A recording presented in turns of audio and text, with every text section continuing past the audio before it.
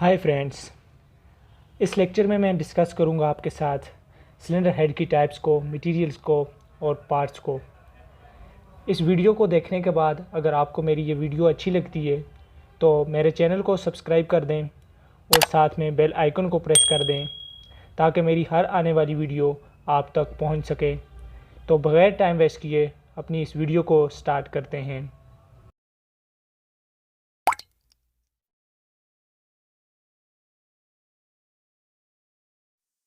कोई भी इंजन, चाहे वो 4 स्ट्रोक इंजन है या 2 स्ट्रोक इंजन है, उसकी वर्किंग इन 4 स्ट्रोक के बगैर नामुमकिन है।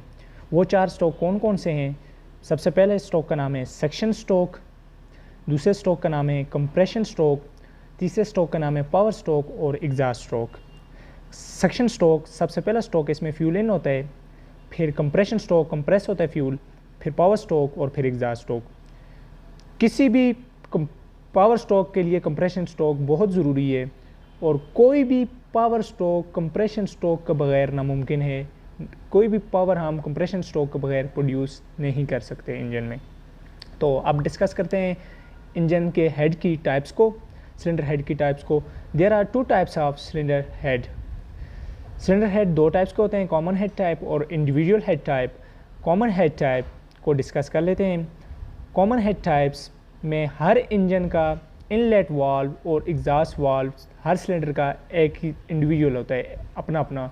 एक ही सिलेंडर में दोनों वाल्व लगे होंगे, इनटेक वाल्व और एग्जॉस्ट वाल्व। और इसी के साथ अगर मैं कंपेयर करूं इंडिविजुअल हेड टाइप्स को, तो इस इंडिविजुअल हेड टाइप्स में जो हर सिलेंडर होगा, in individual head separate casting heads are use per cylinder.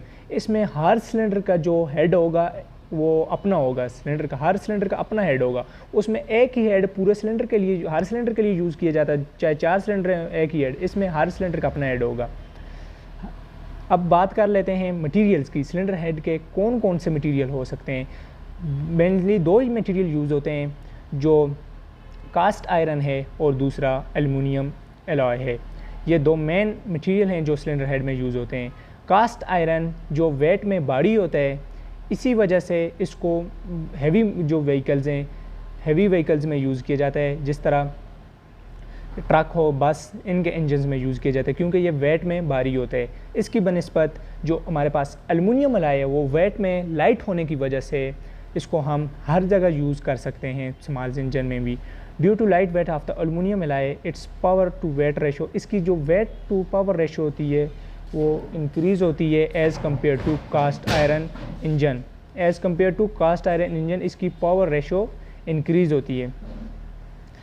And aluminium alloy can cool, जो एल्युमिनियम एलॉय का हेड है वो 3 टाइम्स फास्टर कास्ट आयरन से ठंडा हो जाता है। अगर कास्ट आयरन का एक इंजन 30 मिनट लेता है सिलेंडर हेड कूल होने में 100 डिग्री टेम्परेचर पर, तो इसकी बनिस्बत एल्युमिनियम एलॉय का सिलेंडर 10 मिनट लेगा हेड कूल होने में 100 डिग्री टेम्परेचर पर।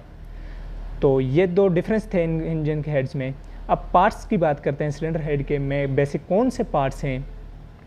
सबसे पहले जो मेन पार्ट्स हैं उनमें हमारे पास इनटेक मैनिफोल्ड और एग्जॉस्ट मैनिफोल्ड आते हैं। अब डिस्कस कर लेते हैं इनटेक मैनिफोल्ड को। इनटेक मैनिफोल्ड इंजन में सिलेंडर जो भी फ्यूल हमारे पास मिक्सचर आता है, एयर फ्यूल मिक्सचर का, वो इनटेक मैनिफोल्ड के ज़रिए आता है। कार्बोरेटर के ज़रिए गुजर कर कार्बोरेटर एयर और फ्यूल को मिक्स करता है और इनटेक मैनिफोल्ड से एंटर हो जाता है।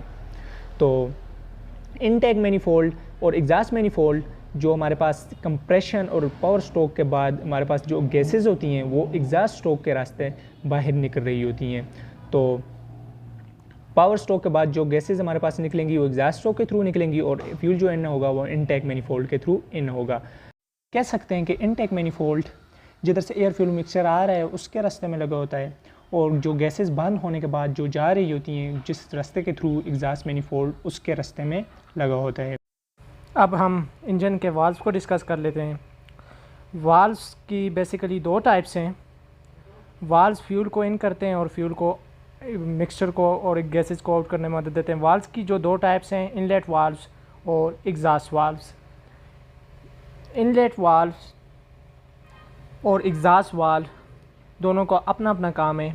इनलेट वाल्व इनटेक मैनिफोल्ड के बाद लगा होता है आखिर में, एंड में, जहाँ से फ्यूल सिलेंडर में इंटर होता है, और एग्ज़ास्ट वाल्व जो है वो एग्ज़ास्ट मैनिफोल्ड के शुरू में जहाँ से गैसेस बर्न होकर सिलेंडर से निकलती हैं वहाँ पर लगा होता है। तो हम कह सकते हैं कि इनलेट वाल्व जो एयर फ्यूल मिक्सचर को आने का रास्ता देता है, और एग्ज़ास्ट वाल्व बर्न होने के बाद, एयर फ्यूल मिक्सचर के बर्न होने के बाद गैसेस को आउट होने का रास्ता देता है।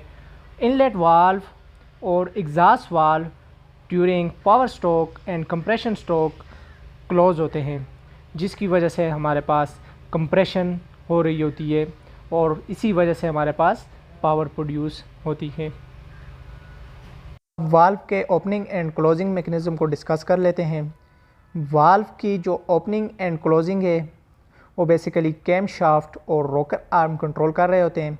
कैम शाफ्ट और रॉकर आर्म सिलेंडर हेड में मौजूद होते हैं, जो बजरिया एक टाइमिंग चेन जो हमारे पास पावर आ रही होती है क्रैंक शाफ्ट पे, उसके ज़रिए बजरिया चेन ये पावर मिल रही होती है, एक टाइमिंग एडजस्ट की गई होती है, वो कैम शाफ्ट को मिल रही होती है, और कैम शाफ्ट ये पावर दे रहा होता है वाल्व्स को, रॉकर आर्म को, रॉकर आर्म वाल्व्स को। कैम शाफ्ट पे एक कैम लूप मौजूद होता है जो रॉकर आर्म को ऑपरेट कराता है। जैसे ही ये लूप रॉकर आर्म के हेड पे आता है, रॉकर आर्म को ये प्रेस करता है, जिससे हमारे पास वाल्व ओपन और क्लोज हो रहे होते हैं।